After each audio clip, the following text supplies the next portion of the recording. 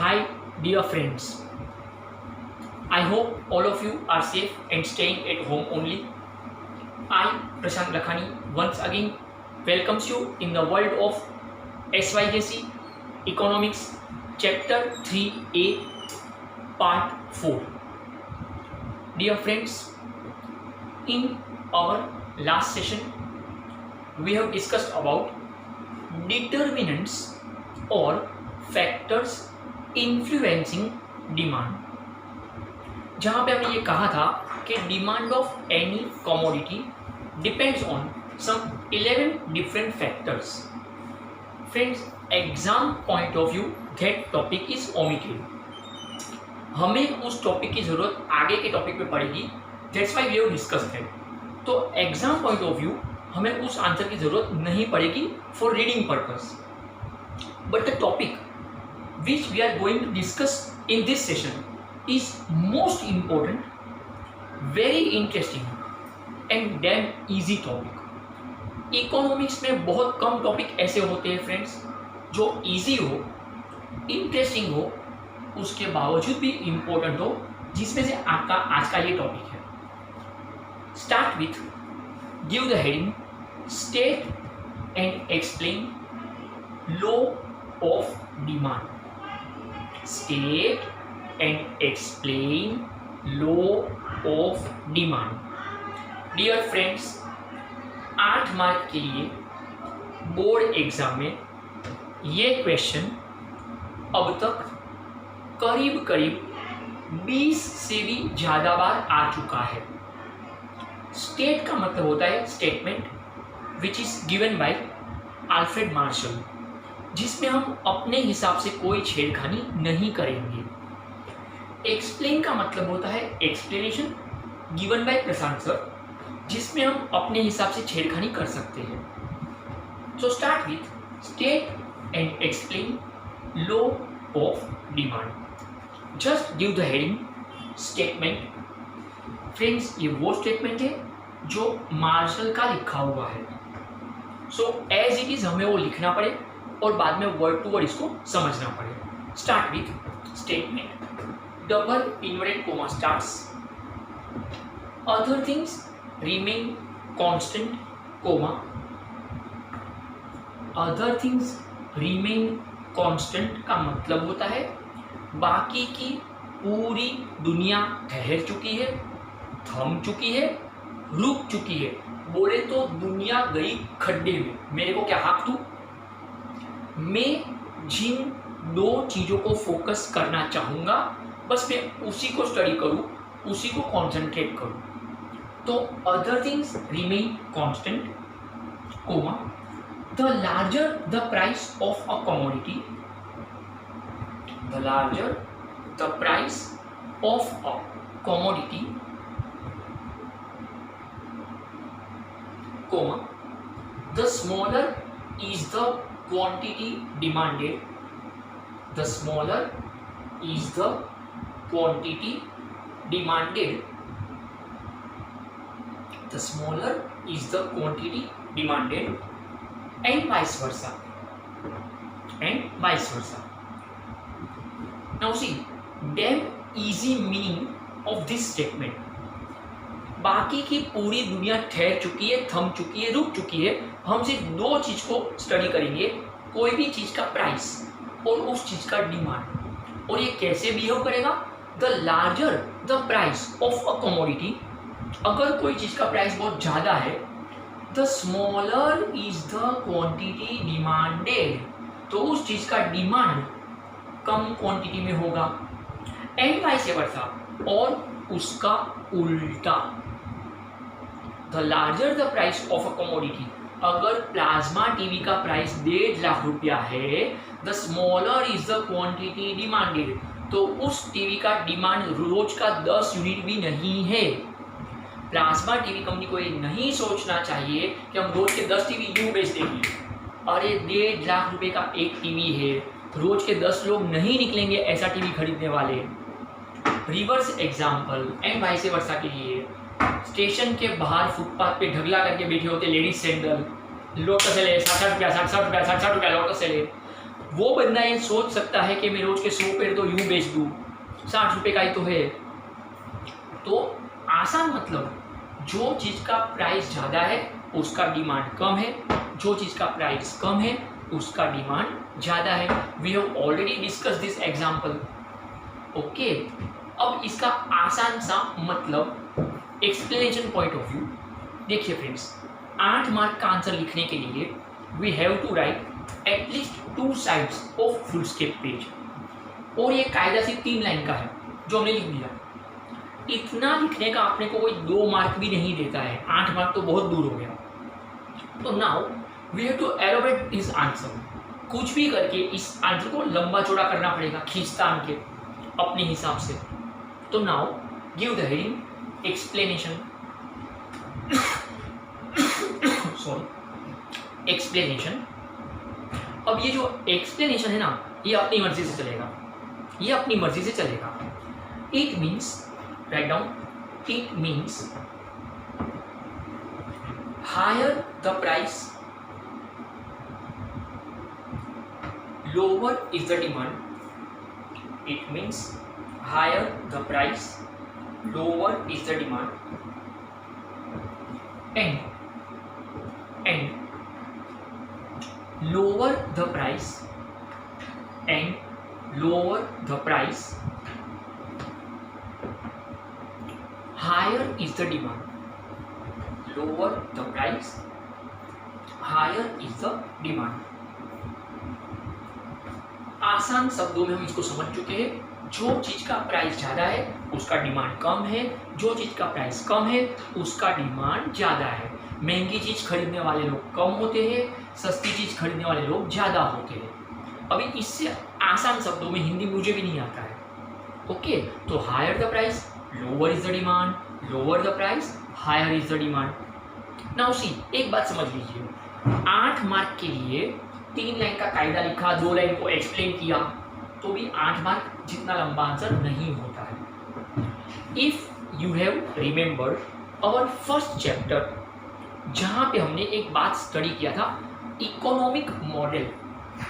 It mean whatever we discuss, whatever we study in microeconomics, we study with the help of graph, diagram, example, explanation, schedule and all that.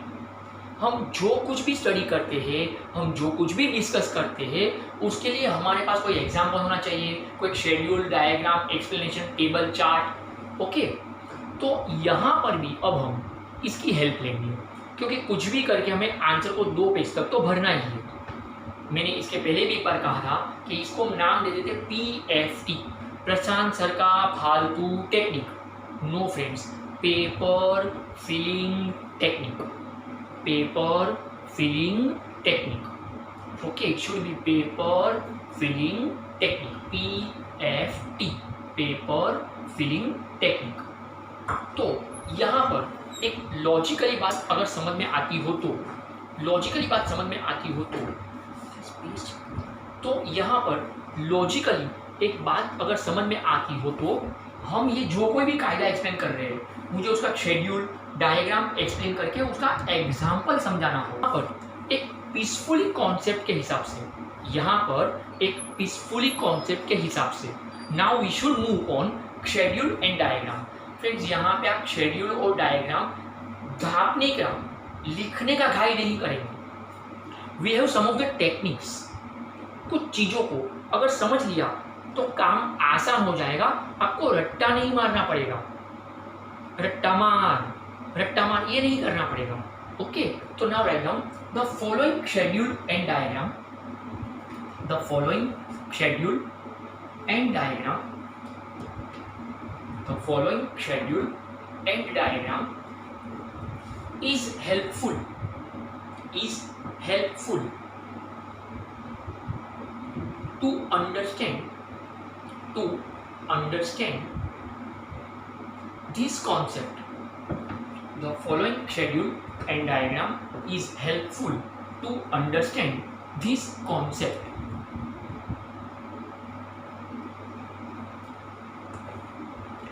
Friends, अब हम एक schedule बना रहे हैं, एक table बना रहे हैं। Just observe on this board, we have one schedule, one table of 2 columns.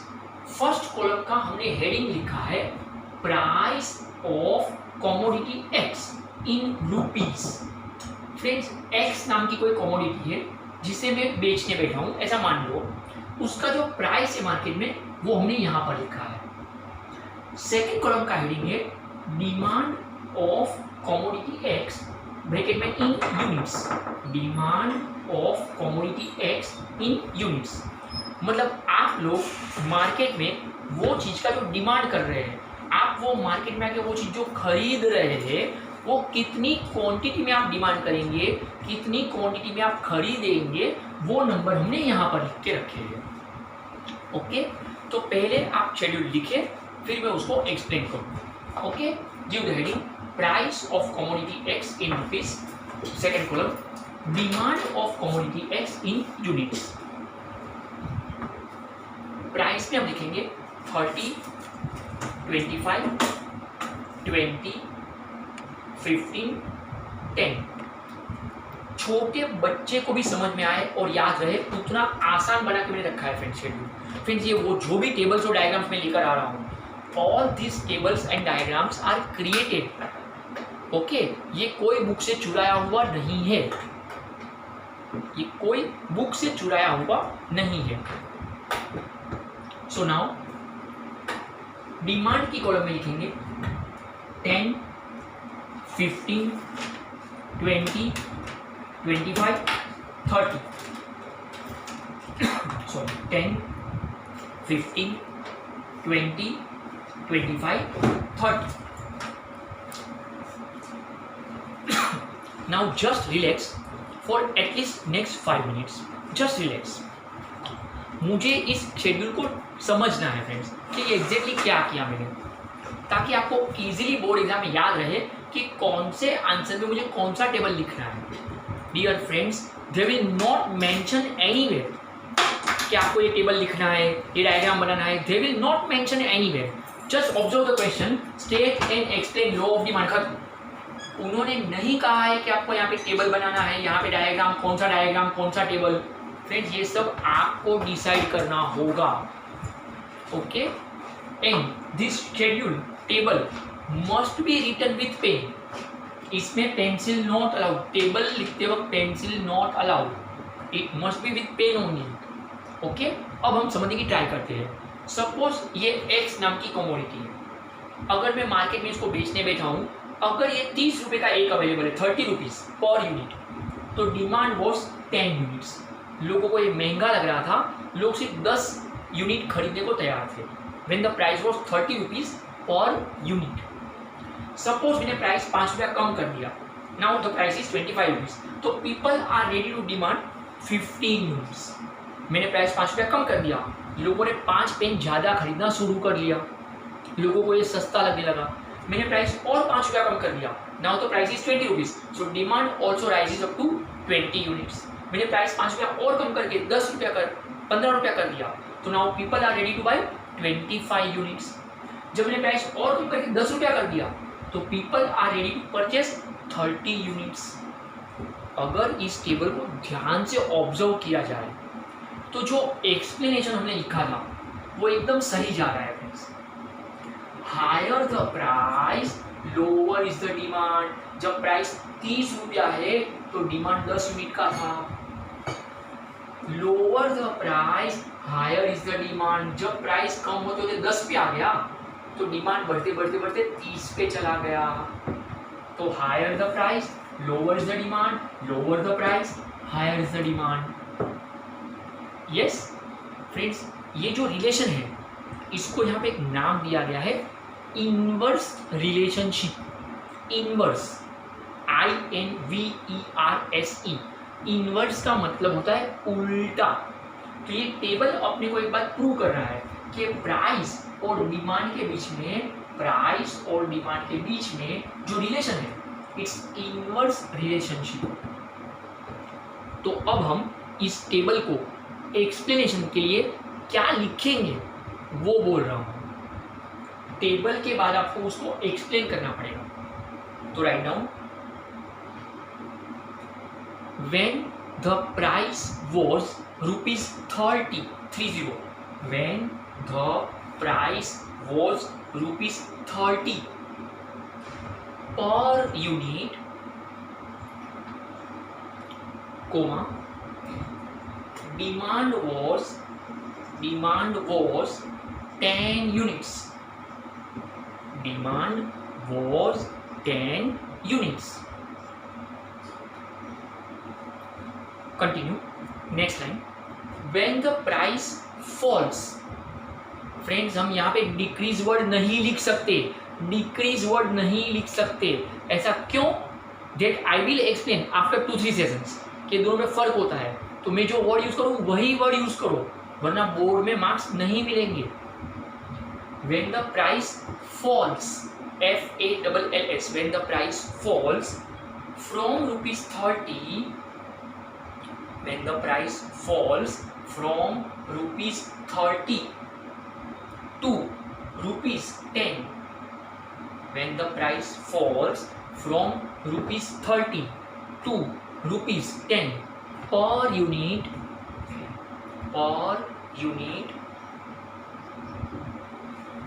comma, demand rises from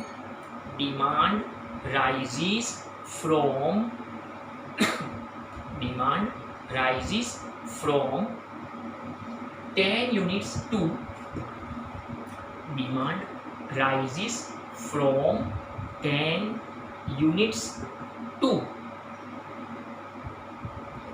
30 units.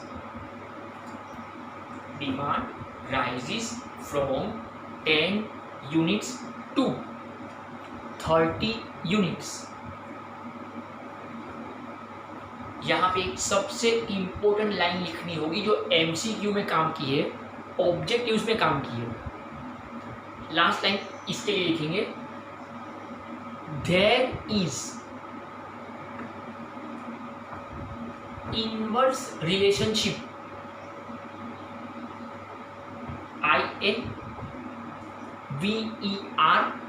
INVERSE, there is inverse relationship between, there is inverse relationship between price and demand, there is inverse relationship between price and demand.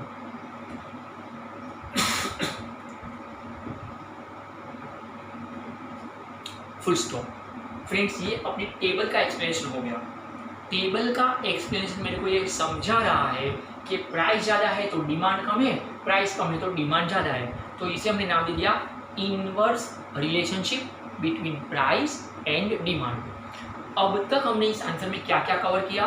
Statement लिखा जो martial ने दिया था, explanation लिखा जो प्रशांत sir फेंक रहे हैं, बाद में टेबल और डायग्राम से इसको समझाएंगे ऐसा लिखा, फिर टेबल बनाया, शेड्यूल बनाया, उसको एक्सप्लेन किया. Now we have to understand this diagram.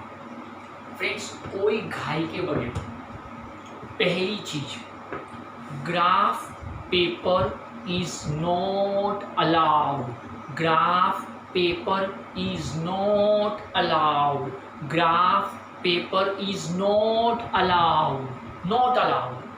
Don't demand. चालू बोर्ड एग्जाम में कुछ लोग बुद्धू होते, बुद्धू चालू एग्जाम में, miss graph paper please. Miss खुद देखते थे ग्राफ पेपर, इको में तो कहीं दिया नहीं इधर. अरे नहीं अलाउ है. उसी फुल स्टेप पेज पे जहाँ पे आपका आंसर ये चल रहा है, you have to draw the diagram. No graph paper is demanded here. अगर गलती से ग्राफ पेपर घर से लेकर गए और ड्रॉ करके चिपका दिया, यू विल गेट 0 मार्क. पूरा आंसर का मान चला जाएगा. Don't do that. First thing, graph paper is not allowed. Second thing, compulsory with pencil. Friends diagram में pen is not allowed, table में pencil is not allowed, diagram में pen is not allowed, table में pencil is not allowed, diagram में pen is not allowed. Compulsory with pencil. और कुछ जगहों पे scale allow है, स्केल पट्टी रूलर, कुछ जगहों पे स्केल भी अलाउ नहीं है, तो वो बहुत चीज़ें ध्यान से समझनी है। तो first of all let me explain the diagram. Draw करने का खाली इंपॉर्टेंट नहीं है friends, first of all let me explain the diagram. Dear friends, अगर समझ में आया हो तो ये अपना एक्स एक्सिस है, एक्स एक्सिस, एक्स एक्सिस, ये अपना वाई एक्सिस है, वाई एक्सिस, वाई एक्सिस। इसी टेबल की हेल्प लेकर हमने डायग्राम बनाया हुआ है फ्रेंड्स। एक्स एक्सिस और वाई एक्सिस दोनों जहाँ पे इंटरसेक्ट करता है वो होता है zero, origin zero, origin zero. उसके बाद इक्वल डिस्टेंस पे यहाँ पे 5, 10, 15, 20, 25, 30 सेम थिंग। यहाँ जीरो है तो 5, 10, 15, 20, 25, 30 इक्वल डिस्टेंस पे ये लेना है। आई नो एक डाउट आएगा, सर टेबल में 5 तो है ही नहीं, तो इधर का क्यों लेने का? फ्रेंड्स टेबल में 5 नहीं है, ओके हम यहाँ पे ड्रॉ नहीं करेंगे, पर इक्वल डिस्टेंस जीरो से लेने के लिए हमें 5, 10, 15, 5 का डिस्टेंस है, इसलिए लिखा है। वो ड्रॉ नहीं करना है क्योंकि टेबल में नहीं है। इसी टेबल से हम डायग्राम चुरा रहे हैं, इसी टेबल से हम डायग्राम को चुरा रहे हैं। तो what we did, X axis Y axis दोनों जहाँ पे कट हुआ वो जीरो, उसके बाद 5, 10, 15, 20, 25, 30 ये बन गया अपना demand in units, demand in units, demand in units. ये डिमांड के नंबर है।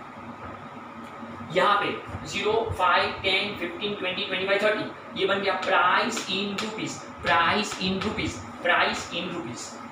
सो demand is on X axis. तो फ्रेंड्स एक्स एक्सिस पे demand in units, Y axis पे price in rupees, price in rupees. तो डायग्राम को जब हम एक्सप्लेन करेंगे वो भी ऐसे ही समझेंगे कि demand is on X axis, price is on Y axis. Now see the damn easiest concept, table देखते जाइए और डायग्राम समझ में आते जाएगा। जब price 30 rupees, 30 rupees, price 30 rupees, okay तो demand 10 units. When the price 25 rupees तो demand 15 units. When the price 20 demand also 20. When the price 15 demand 25. When the price 10 demand 30. तो मस्त सीढ़ियाँ बना दी, यहाँ तो कोई दिक्कत नहीं है। नाउ द मेन कंसर्न अब आएगा। आई नो कि एक डाउट आपको जा रहा है कि सर ये सब डिस्टेंस कितना कितना लेना है। Friend it is your choice.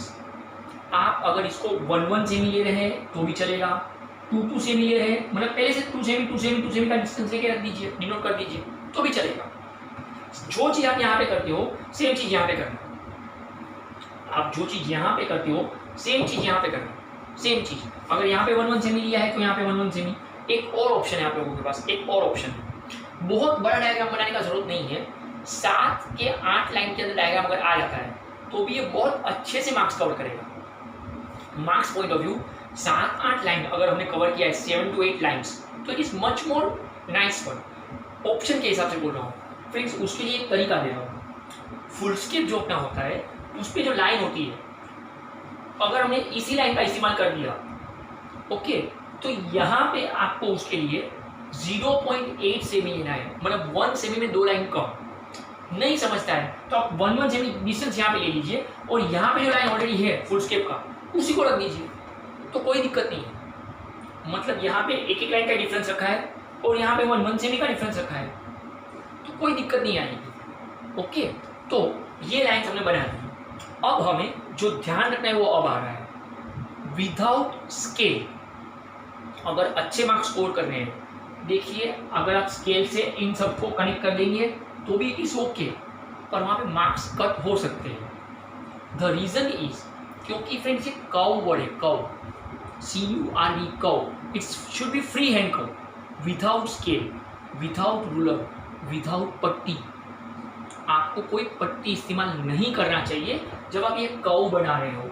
आपको डायग्राम में जो कर्व दिख रहा है, डिमांड कर्व, ओके, जहाँ पे DD लिखा है, DD, फ्रेंड्स जो डिमांड कर्व आपको दिख रहा है, राइट, ये सबसे इम्पोर्टेंट है कि आप इसको कैसे कवर करते हो, आप इसको कैसे ड्रॉ कर रहे हो। तो फ्रेंड्स सबसे बड़ी बात ये आ रही है कि यहाँ पर जो भी लाइन्स आपने ड्रॉ कर ली है, जो भी लाइंस आपने ड्रॉ कर ली है, उसको हमें इंटर कनेक्ट करना होता है विदाउट स्केल, उसको हमें इंटर कनेक्ट करना होता है विदाउट स्केल। तो फिर इट शुड बी, मैं वापस बोल रहा हूँ, it should be free hand curve, it should be free hand curve. बीच में पेंसिल उठाने का नहीं, बीच में पेंसिल उठाने का नहीं, दैट्स मोर इम्पोर्टेंट फ्रेंड्स।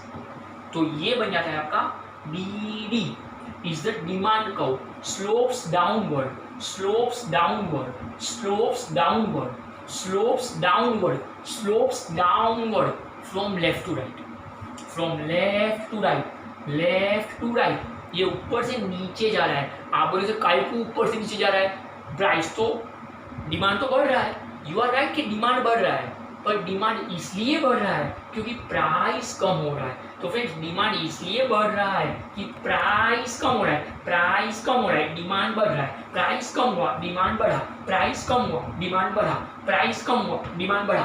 तो इसका शेप देखो आप क्या हो गया, प्राइस कम डिमांड ज्यादा, प्राइस कम डिमांड ज्यादा, प्राइस कम डिमांड ज्यादा, प्राइस यहाँ पे देखो, डिमांड यहाँ पे देखो, प्राइस यहाँ पे देखो, डिमांड यहाँ पे देखो, प्राइस कम डिमांड ज्यादा, प्राइस कम डिमांड ज्यादा। तो demand curve DD is the demand curve, slopes downward from left to right, slopes downward from left to right. It has negative slope. इसको नेगेटिव काहे को बोला, क्योंकि दोनों में इनवर्स रिलेशन है। आपका डिमांड कर्व ऊपर से नीचे जा रहा है, अगर ये नीचे से ऊपर जाता तो it would be positive slope, अगर ये नीचे से ऊपर जाता तो it would be positive slope, but at present it moves from up to down, from up to down, so it is negative slope. So it has negative slope. तो demand curve slopes downward from left to right, and demand curve has negative slope. Friends यहाँ पे दो filling blanks cover हो गई। Demand curve slopes downward from left to right, and demand curve has negative slope. Demand curve slopes downward from left to right, and demand curve has negative slope. तो अगर हमें इसको explain भी करना है तो आसानी से इतना ही समझना है कि demand is on X axis, price is on Y axis, DD is the demand curve, slopes downward from left to right, it has negative slope. आपको एग्जाम में भी डायग्राम बनाने के बाद ये लाइन लिखना है एक्सप्लेनेशन की कि DD is the demand curve, slopes downward from left to right, and it has negative slope. तो ये बन गया state and explain law of demand. Friends इस क्वेश्चन में एक ट्विस्ट है, एक टर्निंग पॉइंट है, and that will be our next session. So thank you so much, please take care of yourself, soon I approach you again. Thank you.